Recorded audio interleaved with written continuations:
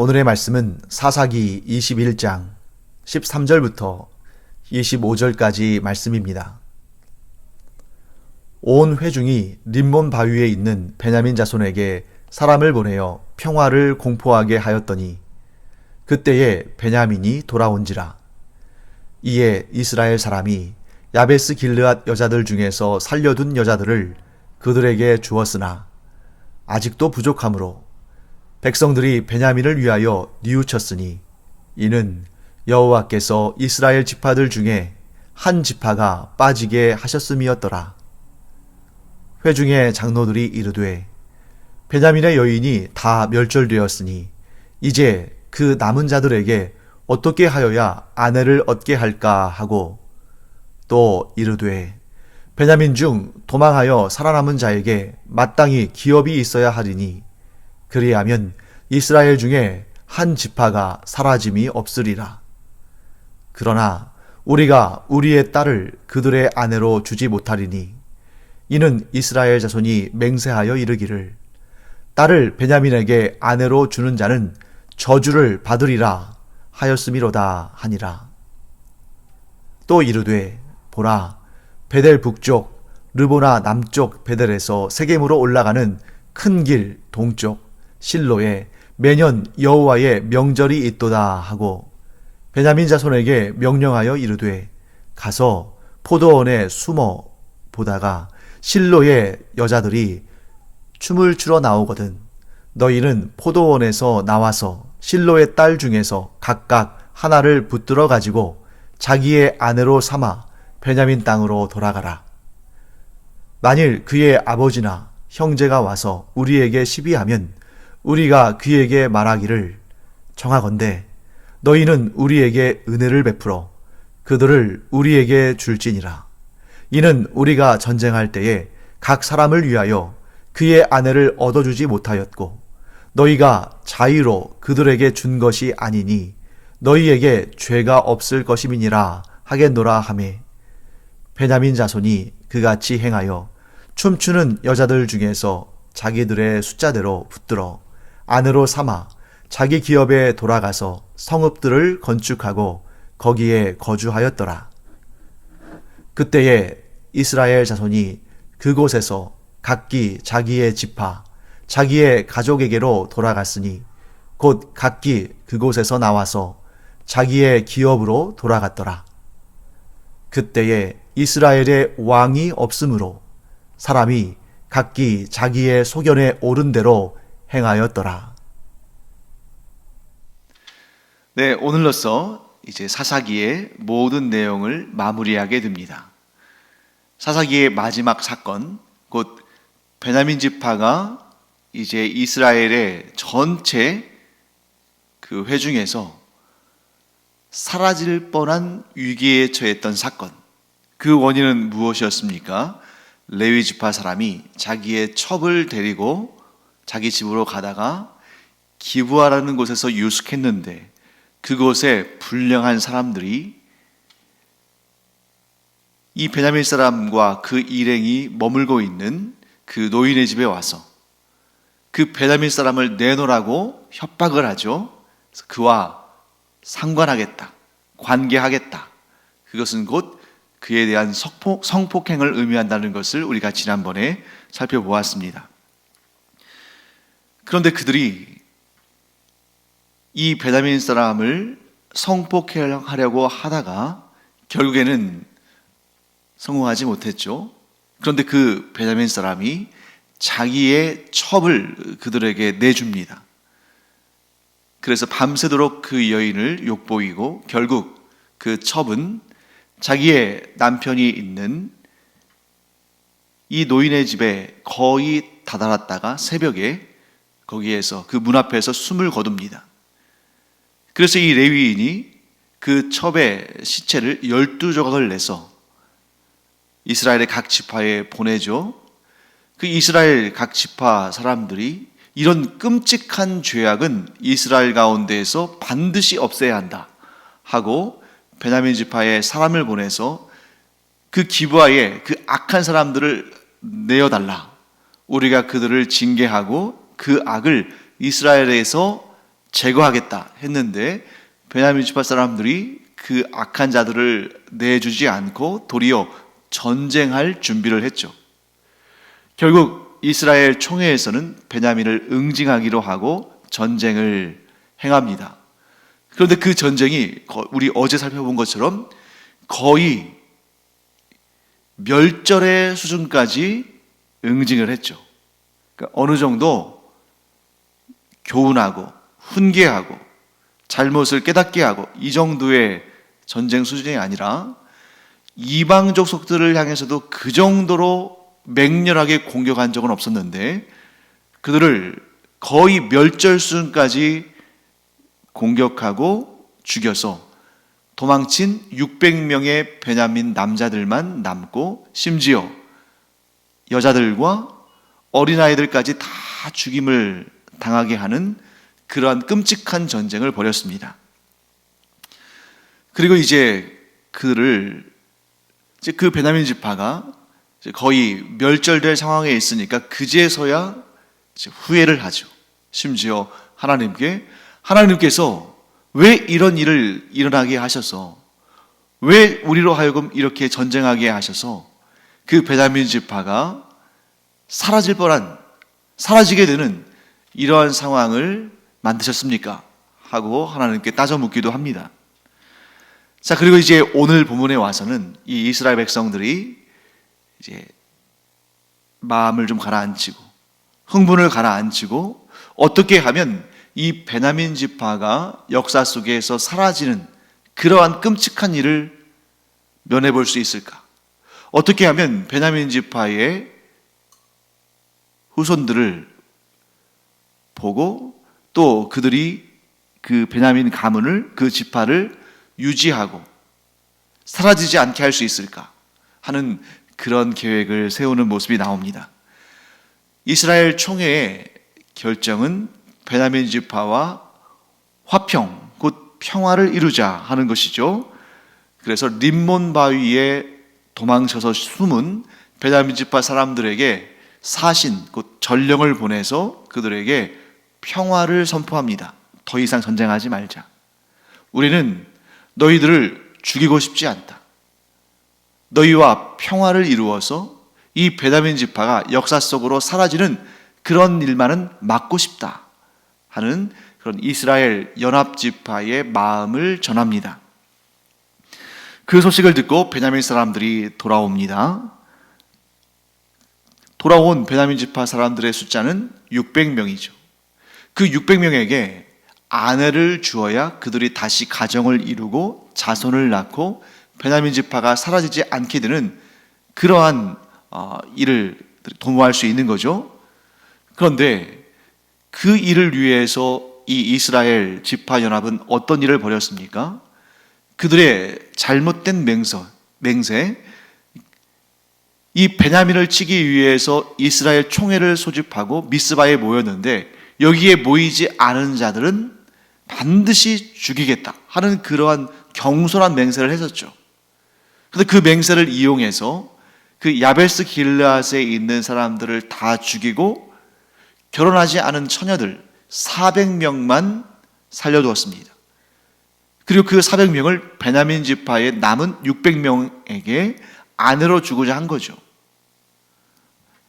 그러면 몇 명이 부족합니까? 베냐민 지파의 남은 남자들은 600명. 야베스 길르앗에서 죽이지 않고 살려 데려온 처녀들은 400명. 그러니까 200명의 여성이 부족한 것입니다. 그때 이스라엘 총회의 장로들이 이러한 제안을 합니다. 우리가 우리의 딸들을 베냐민 지파 사람들에게 아내로 주지 않겠다고 맹세한 일 때문에 우리는 우리의 딸을 줄 수가 없다. 그래서 우리는 야베스 길르앗을 응징하고 거기에서 데려온 400명의 여자들을 베냐민 지파 사람들에게 아내로 주겠다. 그런데 여전히 200명이 부족하니 이거 어떻게 하면 좋을까? 그들은 이런 생각을 해냈습니다. 실로라는 곳에 해마다 여호와의 축제가 열립니다.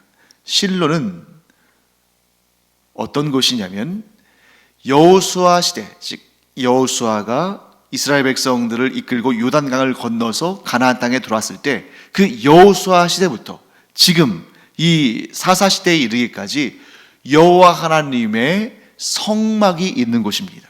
물론 이 이스라엘 백성들이 여호와 하나님의 성막 앞에서 얼마나 경건하고 얼마나 믿음의 그러한 제사를 드리고 하나님을 섬겼는지는 알 수 없습니다만 사실 사사시대 때 그런 일을 기대하기는 쉽지 않죠.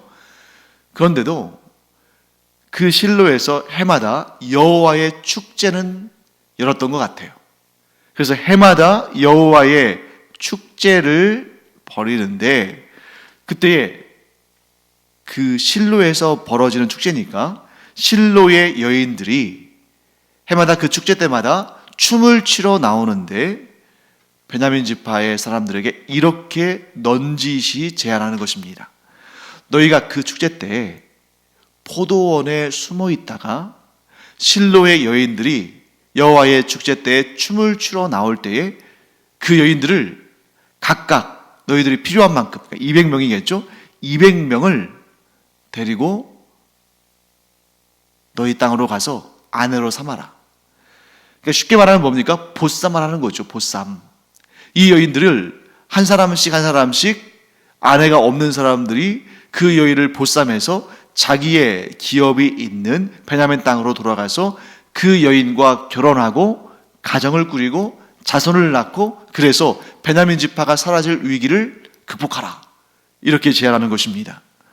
당연히 어떤 일이 벌어지겠습니까? 그 실로에 딸을 도둑맞은 아버지나 또 그 형제들이나 가족과 친족들이 항의하겠죠. 아니 왜 이런 일을 벌여서 우리의 사랑하는 딸을 도둑맞게 하느냐. 또한 우리도 여호와의 총회가 열렸을 때에 우리의 딸을 베냐민 사람들에게 아내로 주지 않기로 우리도 맹세했는데 우리가 그 맹세의 저주를, 즉 맹세를 지키지 못해서 하나님께 저주를 받으란 말이냐 하고 굉장히 화가 나서 따져 물을 거 아닙니까? 그러면 우리가 이렇게 하겠다라고 베냐민 사람들의 마음을 이렇게 좀 달랩니다. 우리가 그들이 항의하면 은혜를 좀 베풀어 달라. 우리가 이렇게라도 하지 않으면 베냐민 사람들이 아내를 얻을 수가 없을 것이고 그렇게 되면 그들이 가정을 이룰 수가 없고 그래서 자녀를 낳지 못하면 그들이 결국에는 대가 끊길 것이고 결국 이스라엘의 지파들 가운데 하나의 지파가 사라지게 될 텐데 부디 은혜를 베풀어 달라. 그리고 당신들이 맹세한 대로 당신들이 직접 그 딸들을 베냐민 사람들에게 시집 보낸 것이 아니라 그들이 훔쳐간 것이기 때문에 당신들의 그 맹세하고는 아무런 상관이 없다 하고 설득하겠다고 약속하는 거죠. 결국 베냐민 자손들은 여호와의 축제 때 춤을 추러 나온 실로의 여인들 200명을 붙들어서 자기의 땅, 베냐민 땅에 돌아가고 거기에서 그들을 아내로 삼고 가정을 이루고 베냐민 지파의 사라짐을 모면하게 되는 그런 역사가 성경에 기록되어 있습니다. 자, 겉으로 보면 모두에게 좋은 일인 것 같죠. 자, 일단 베냐민 지파 사람들은 아내를 얻었고 그래서 가정을 꾸렸고 그 사이에서 자녀를 낳아서 결국 후손을 보게 되면 베냐민 지파가 사라질 위기를 모면하는 것이죠. 그러니 그들에게는 뭐 그 이상 더 좋은 일은 없겠죠. 또 실로 사람들 역시 딸을 빼앗긴 실로 사람들 역시 일단 딸을 빼앗긴 아픔은 있지만 그러나 자기 딸들을 자신들이 자의로 즉 자신들의 뜻대로 베냐민 사람들에게 아내로 준 것이 아니라 도둑 맞은 것이기 때문에 그들이 훔쳐간 것이기 때문에 납치한 것이기 때문에 그들의 맹세에 대한 저주로부터는 자유로워지는 것입니다. 또 이스라엘 나머지 지파 사람들은 또 어떠한 유익이 있습니까? 이들이 자기들이 이 베냐민 지파 사람들을 거의 멸절 수준으로 죽였기 때문에 그 베냐민 지파가 역사 속으로 사라질 그러한 일에 대해서 책임감이 있고 부채의식이 있는데, 그래도 뒤늦게나마 이렇게 그들이 아내를 얻어서 가정을 이루고 자녀를 낳아서 베냐민 지파가 사라질 위기를 모면한다면 자신들의 그 심리적인 그런 부담감, 그런 부채의식, 책임감에 대한 괴로움, 이런 것들을 이제 내려놓을 수 있는 그런 상황이 되겠죠. 그러니까 베냐민 지파에게도 실로 사람들에게도 이스라엘 나머지 지파 사람들에게도 다 좋은 일 아니냐, 이렇게 그들은 생각한 것입니다. 그런데 문제는 뭐냐면 이번에도 누가 빠졌습니까? 베냐민 지파 사람들, 실로 사람들, 베냐민 지파를 제외한 이스라엘 나머지 지파 사람들 다 따져봤는데 다 좋은 것 같아요. 그런데 딱 한 분이 빠졌죠. 누가 빠지셨습니까? 하나님을 생각하지 않은 것입니다. 과연 하나님께서 이 이스라엘 장로들, 이 이스라엘 총회에서 결정된 이 사항을 하나님께서 기뻐하실까? 하나님 보시기에 이 일은 옳은 일이 아닙니다. 왜냐하면 첫째, 베냐민 지파 사람들은 도둑이 되는 것입니다. 이 실로 사람들과 그들의 딸에게 의견을 묻지 않고 정당한 혼인의 방법이 아니라 보쌈이라는 일종의 도둑질을 한 것이기 때문에 하나님 앞에서 베냐민 지파 사람들은 죄를 지은 것입니다. 그리고 실로 사람들은 또 어떻습니까? 실로 사람들은 그 부당함에 대해서 끝까지 항변하지 아니하고 그들의 청을 들어줬기 때문에 공범자가 되는 것입니다. 실로 사람들이 왜 청을 들어줬을까요?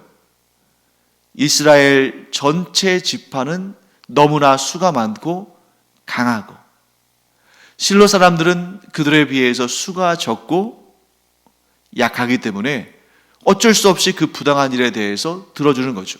여러분, 이런 모습은 이전에 사건이 있죠.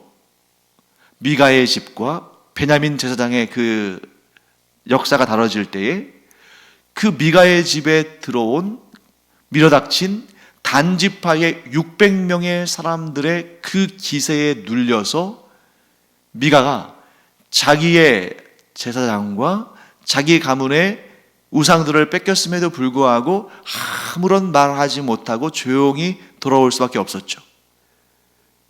바로 더 큰 악에 대해서 더 작은 악이 항변하지 못하는 그런 모습인데, 그렇다고 해서 그 더 작은 악, 더 큰 악에 의해서 한마디 말도 하지 못하고 그들의 그 악을 그저 어쩔 수 없이 받아들인 그런 사람 혹은 그런 지역, 그런 가문은 옳고 의로운 것입니까? 아니라는 거죠.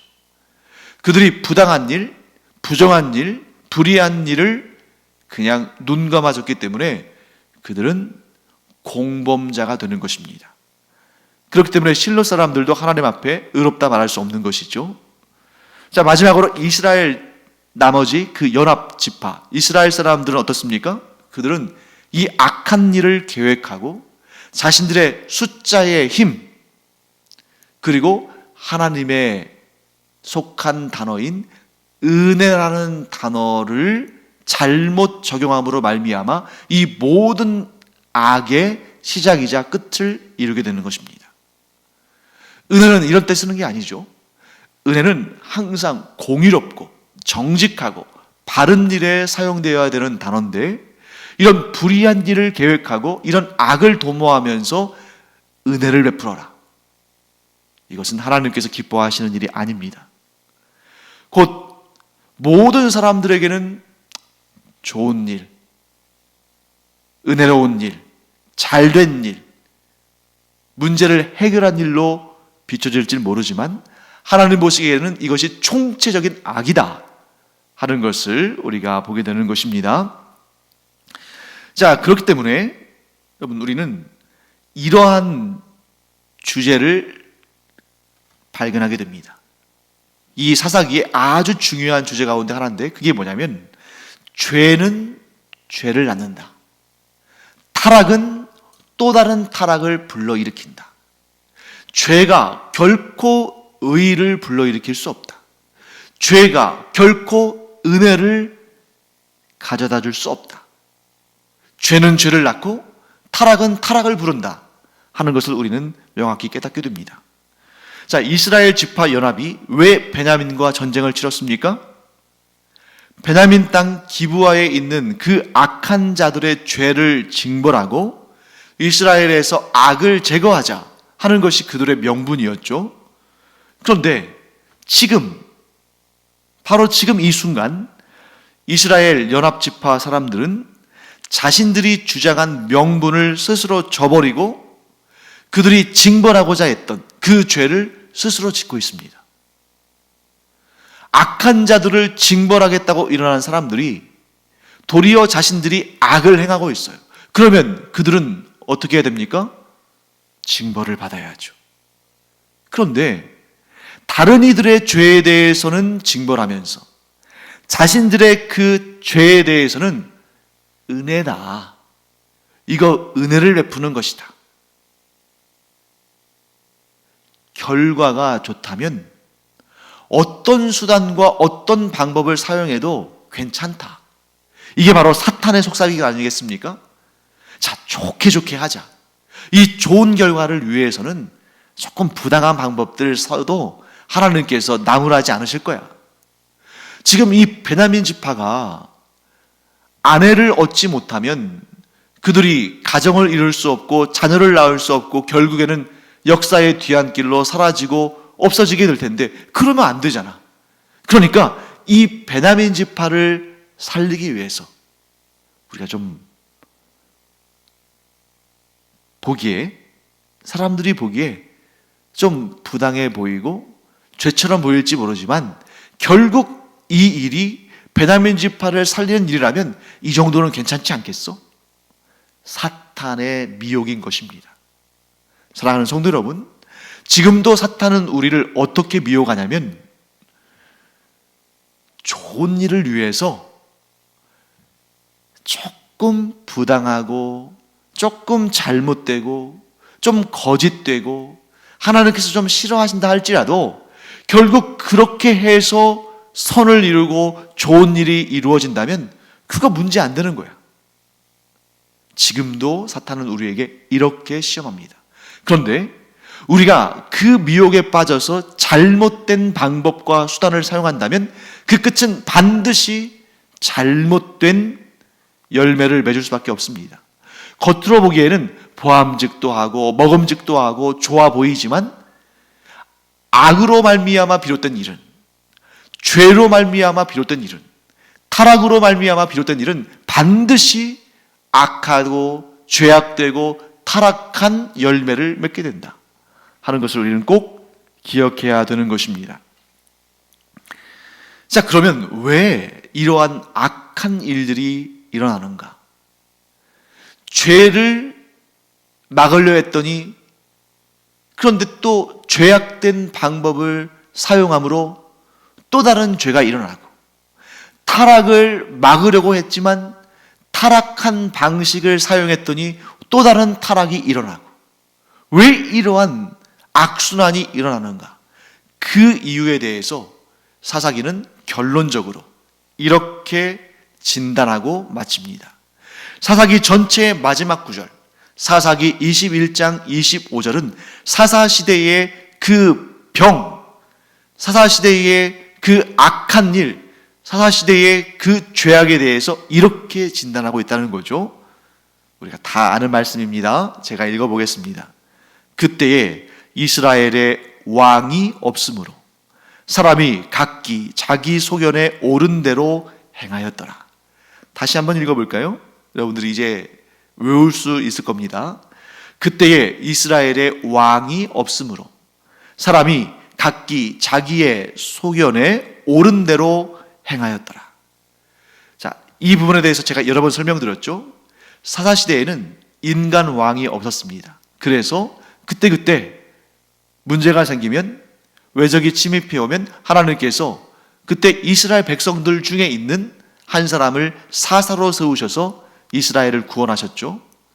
그랬더니 이스라엘 사람들은 우리에게 왕이 없어서 이런 위기를 늘 경험하는구나 라고 생각했지만, 사실은 하나님께서 이 사사기를 통해서 우리에게 말씀하시는 것은 무엇이냐면, 이 사사시대의 사람들이 하나님을 왕의 자리에서 몰아내고 자기 자신이 자기의 삶의 왕의 자리에, 이 이스라엘이라는 나라의 왕의 자리에 자기 자신을 올려두었더니 이러한 죄악과 이런 문제와 이런 험한 일들이 계속 일어났다. 그때의 이스라엘 사람들이 하나님을 왕으로 섬기지 아니하고 자기 자신을 왕으로 세워서 자기 소견에 옳은 대로 행하였더니 이러한 죄악들과 이러한 문제들과 이러한 고통들이 계속해서 일어날 수밖에 없었다 하고 진단하고 있는 것입니다. 사랑하는 성도 여러분, 사사시대의 가장 큰 문제는, 사사시대의 유일한 문제는 하나님을 왕으로 섬기지 않았다는 사실입니다. 결국 사사시대의 이스라엘은 사람들이 각각 자기 스스로 왕이 돼서 자기 소견에 옳은 대로 행하였기 때문에 진리가 없는 시대가 되었다. 각자 자기 자신이 진리예요. 자기 소견에 옳은 대로 행한다는 것은 각자 자기 자신이 진리가 되었다는 것입니다. 그렇기 때문에 그 시대에는 유일한 진리, 생명에 이르는 진리가 없는 시대가 되었다. 이렇게 진리가 없는 시대에는 어떤 문제가 일어나냐면, 진리가 없는 시대는 죄가 왕이 된다. 진리를 상실한 시대에는 죄가 왕이 된다 하는 것입니다. 그래서 죄가 왕이 되면 어떻게 되겠습니까? 죄가 다스리는 세상이 되는 거죠. 죄가 다스리는 세상에서는 또 어떻게 됩니까? 죄가 죄를 낳고 타락이 타락을 부르는 시대가 되는 것입니다. 그런데 여러분, 우리는 이런 내용을 공부하면서 지금으로부터 3000년도 더 이전에 그 이스라엘의 사사의 시대에, 사사 시대를 살고 있던 사람들에게 손가락질을 하면 안 됩니다. 왜냐하면 그때의 모습이나 지금의 모습이나 크게 차이가 없기 때문이죠. 우리가 사는 이 시대는 어떤가? 이 시대에도 각기 사람들이 하나님을 왕으로 섬기지 않고 하나님을 밀어내고 그 왕의 자리에 자신이 앉아서 각각 자기의 소견에 옳은 대로 생각하고 말하고 결정하고 행동하는 그런 시대가 바로 오늘날 우리가 살아가는 이 시대다. 그러면 우리는 어떻게 할 것인가? 우리라도 깨어있지 않으면 이 시대는 절망적입니다. 우리가 깨어있지 않으면 이 시대는 그야말로 노아의 시대와 같이 죄악이 관영한 시대가 되어버리고 마는 것입니다. 우리가 우리 자신을 볼 때 나 한 사람이, 나 하나가 어떻게 이 세상을 바꿀 수 있겠어? 이렇게 죄악이 관영하고 이렇게 악한 일들이 너무나 많이 벌어지는 이런 시대에 나 한 사람 잘한다고 무슨 얼마나 변화가 있겠어? 아닙니다. 하나님의 놀라우신 역사는 한 사람의 변화로부터 시작되는 것입니다. 그래서 우리는 깨어 있어야 되는 것입니다. 나 한 사람이 깨어 있고, 나 한 사람이 하나님의 진리를 붙들고, 나 한 사람이 내 자신이 아니라 하나님을 왕으로 섬기고 이 세상의 죄악 가운데에 젖어들지 않는다면 나 한 사람만큼의 하나님의 주권이, 하나님의 나라가 이 땅에 심어지는 것입니다. 그런데 그런 사람이 하나씩 둘씩 늘어나면 그만큼 진리를 따르는 사람이 많아지는 것이고 그만큼 하나님의 나라가 확장되는 것입니다. 그러므로 우리는 분명히 알아야 됩니다. 하나님을 왕으로 삼는 자들이 늘어나면 늘어날수록 이 땅에 그만큼 진리의 영역이 확장되고 그만큼 하나님의 주권, 하나님의 나라가 확장되는 것이다. 그래서 나는 나로부터 시작하겠다. 나의 가정에서부터 시작하겠다. 나의 교회에서부터 하나님의 주권을, 하나님의 진리를, 하나님의 통치를, 하나님의 나라를 이루어가겠다. 이런 사람들이 있는 한 소망이 있는 것입니다. 사랑하는 성도 여러분, 사사시대와 크게 다를 바 없는 이 시대를 살아가는 우리가 나 한 사람에서부터, 나의 가정에서부터, 내가 다니는 교회에서부터 하나님을 왕으로 섬기고 하나님의 주권을 회복하고 하나님의 통치가 있고, 그래서 하나님의 나라가 확장되는 그런 놀라운 역사의 주역이 되는 그런 우리가 되기를 간절히 축원합니다. 기도하겠습니다. 하나님 감사합니다. 사사시대와 별 다를 바 없는 이 죄악이 관영한 시대를 살아가지만 그럴수록 우리 한 사람 한 사람이 얼마나 소중한지를 깨닫게 됩니다. 나로부터, 나의 가정에서부터, 우리의 교회에서부터 하나님을 왕으로 섬기며 하나님의 진리와 주권의 통치를 받으며 하나님의 나라를 확장시켜 나가는 그러한 하나님의 사람들 되게 하여 주시옵소서. 감사드리며 예수님의 이름으로 축복하며 기도합니다. 아멘. 기도하는 시간입니다. 나로부터 놀라운 역사가 이루어지기를 바라는 그 기도가 세상을 밝히고 세상을 살리는 기도가 될 것입니다. 기도하겠습니다.